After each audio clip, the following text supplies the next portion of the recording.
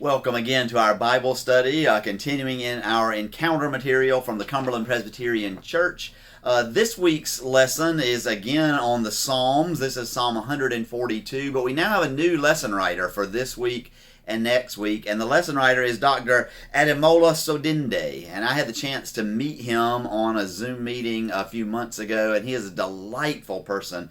He came here from Nigeria and was a student at Memphis Theological Seminary, and because his name can be difficult for us Westerners to do, he lets people just call him D. But he was a delightful person. I'm thankful to have gotten to know him a little bit, and thankful that he is our lesson writer. And I learned a lot from the lesson, and I want to share with you some of the gleanings both from him and from our lesson and from some of our other studies.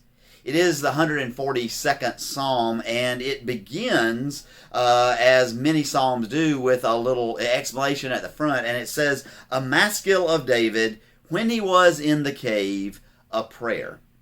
And maskil, we're like, well, what is that? That isn't a word that we're familiar with. It simply is the word for instruction or teaching. So this is a teaching of David, something that he learned when he was in the cave, and we'll talk about the cave in a little bit. But then it says it is a prayer. And so in a sense, what we're getting here is David teaching us something that he has learned when he was in the cave about prayer. And so that is the context, or the rough end thumbnail context of this. But this is not an instruction on how to pray in every situation, and David would be the first to let us know that. This is rather instructions on how to pray when everything has gone wrong for us, and when life isn't making sense for us, when we are feeling oppressed or feeling threatened.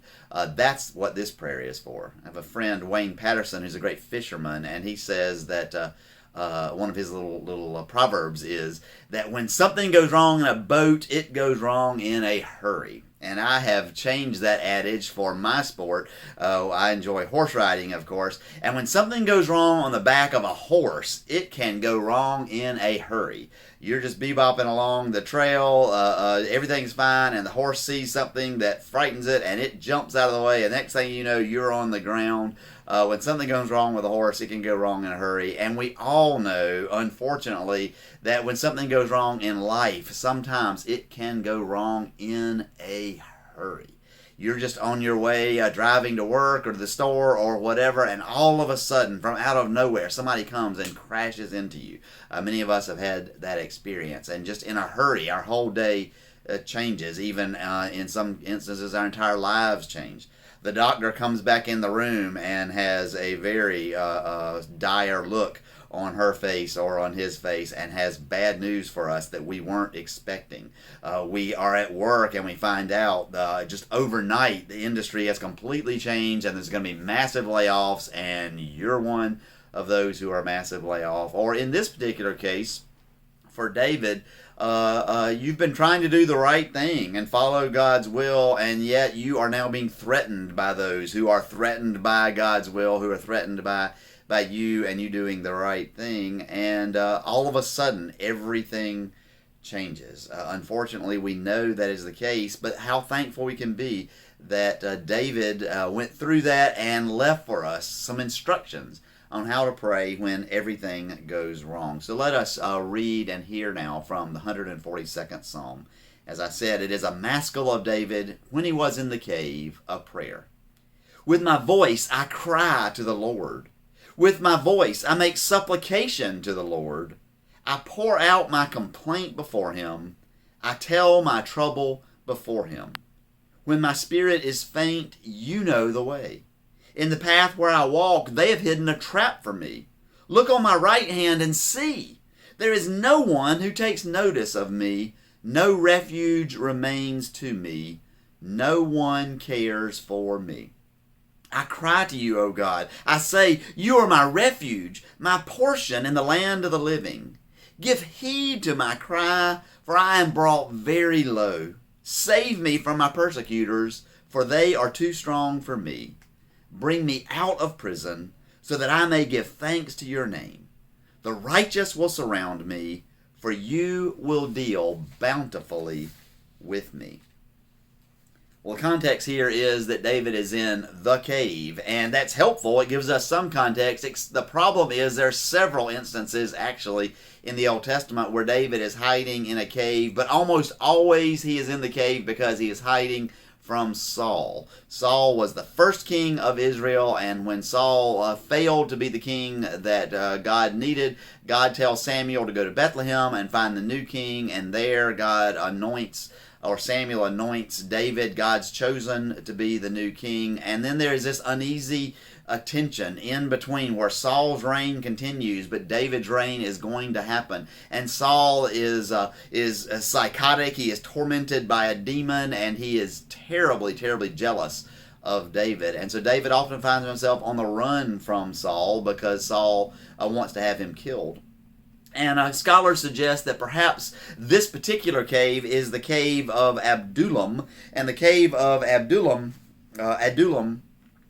we find in 1 Samuel 22.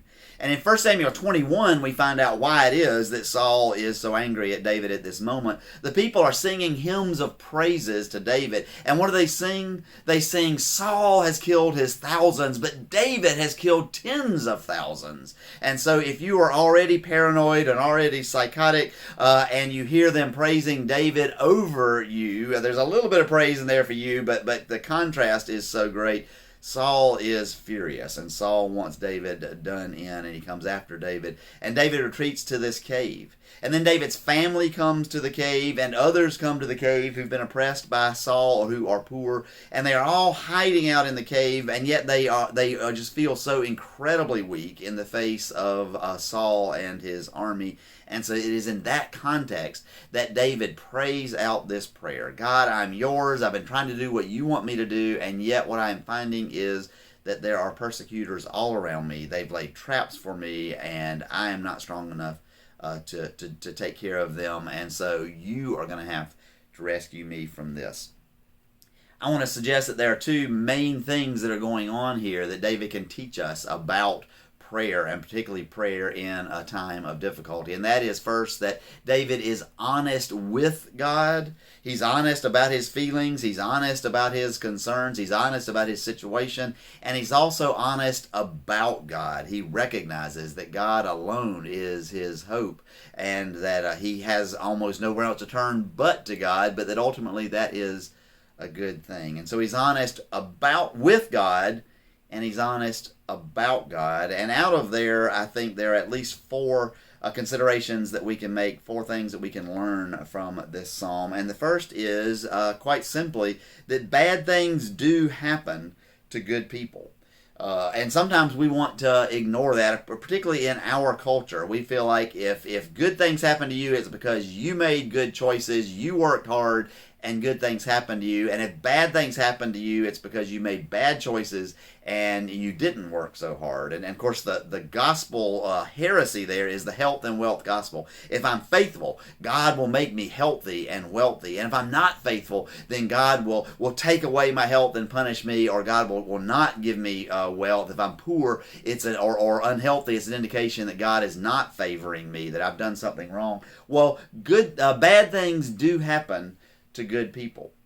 There's a fascinating study done recently that I just heard about, where scholars took the story of the prodigal son and they told it or read it to people in different cultures and then said, now, tell me back the story.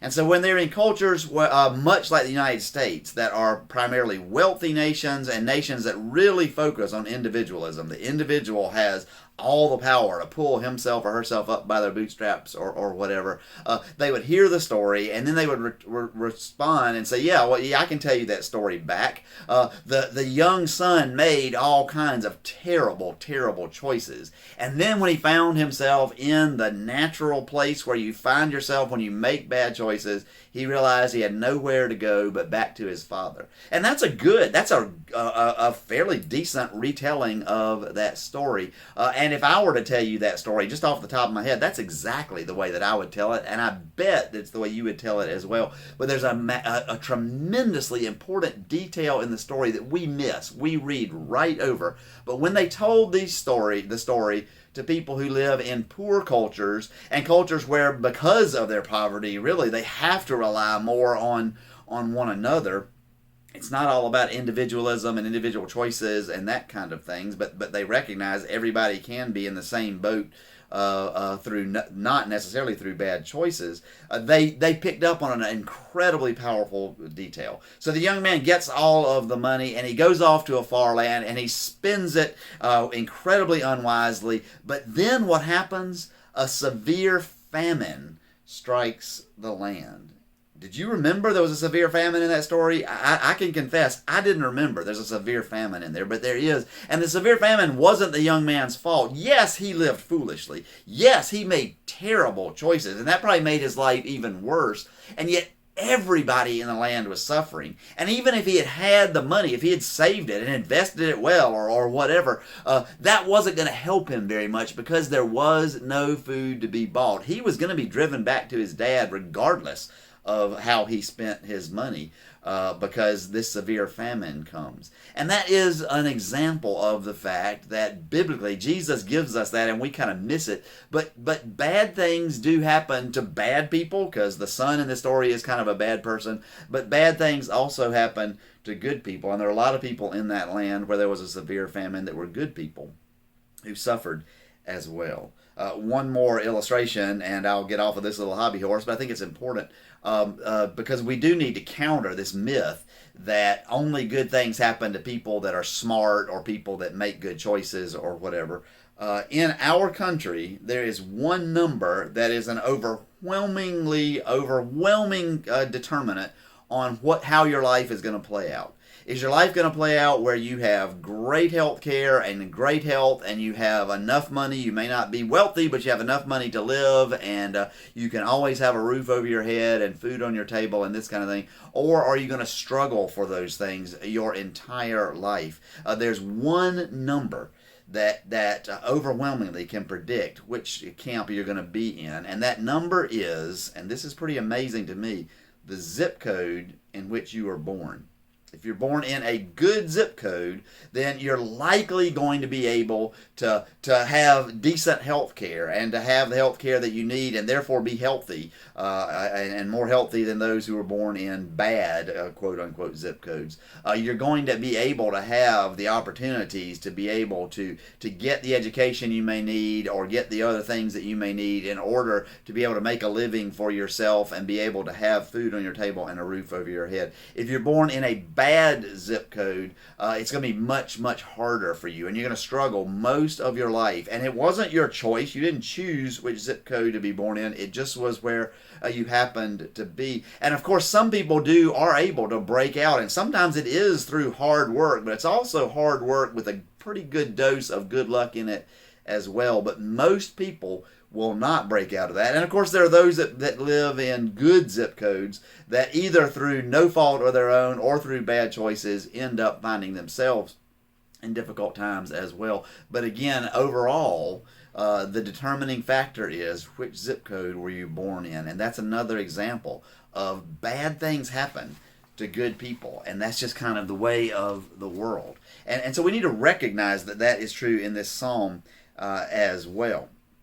And yet, because bad things happen to good people, that brings up the second important thing I think we need to consider in this psalm, and that is that we can and we need to be able to be completely honest before God.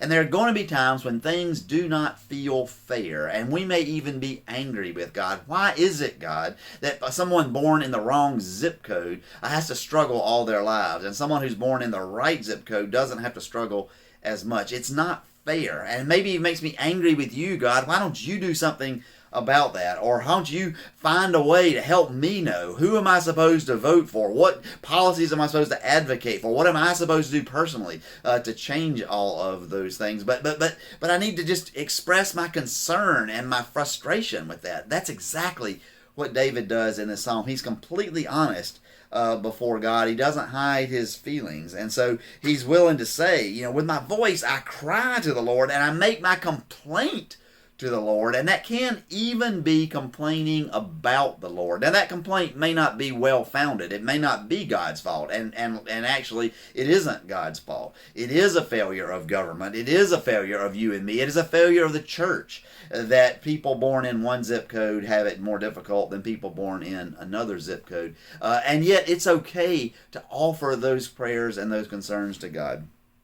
We can't hide our feelings from God anyway. And as long as we stay in denial, that I really do feel like that sometimes life isn't fair. And when it hits me particularly, I feel that way. It's okay to offer that honest assessment to God. And then God may need to straighten us out. Well, you don't feel like it's fair, but it was your bad choices that put you here.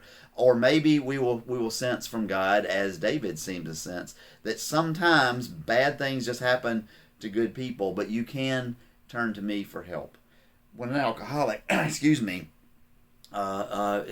to make a change in their lives, they have to come to the realization that they have been in denial.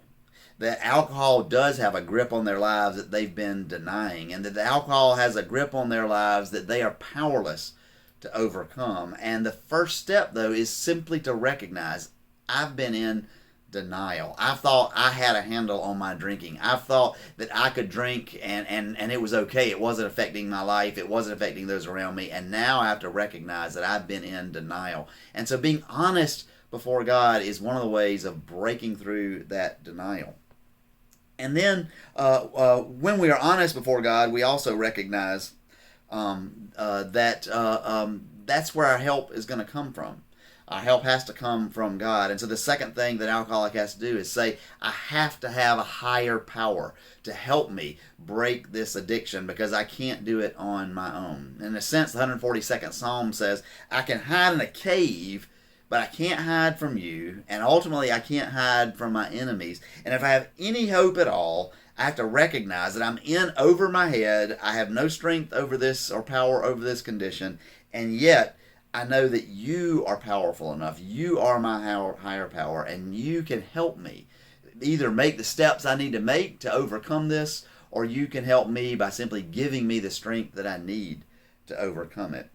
And I think that brings up, though, a very important point, and that's the third point I want to make, and that is that doing the right thing often has negative consequences. And again, this is hitting right to the heart of that health and wealth gospel. Sometimes being faithful means you're going to suffer. And we don't really want to hear that, but it is the case. Sometimes being faithful means that we are going to suffer. Doing the right thing has negative consequences. Sometimes it really is true that no good deed goes unpunished. And we see that a little bit in the 142nd Psalm, particularly if we connect it to 1 Samuel 22, to David in the cave at Adullam, because David goes into this cave to hide from Saul, but he's not the only one Saul wants. And so all of David's family, his father and his brothers, they come, and they have to hide out in that cave with him, because Saul would like nothing better than to wipe out David's family. And then other people who've been oppressed by Saul, they are hiding in the cave, and it says that even the poor